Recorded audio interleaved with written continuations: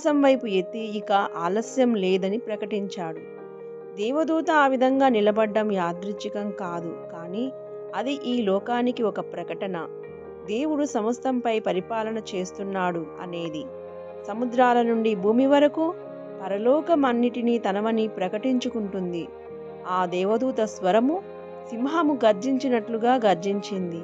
ఆపై 7 ఉరుములు ఉరిమాయి. అయితే యోహాను వాటిని వ్రాయబోచుండగా ఒక స్వరం ఇలా అంది: దీనిని ముద్రించు, వ్రాయవద్దు. ఎందుకంటే కొన్ని రహస్యాలు ఇప్పటికీ దేవునికే చెందుతాయి. కొన్ని సమాధానాలు సరియైన సమయం కొరకు వేచి ఉన్నాయి. ఈ లోక రాజ్యము మన దేవుని రాజ్యం అగుచున్నది. ఆయనే సర్వాధికారి. మీరు దీనిని విశ్వసిస్తే ఆమెన్ అని టైప్ చేసి, ప్రభువా, నీవే రాజాతి రాజువు, అన్నిటిపై పరిపాలన చేస్తున్నావు, సమస్తము నీదే అని ప్రకటించి గణపరచండి.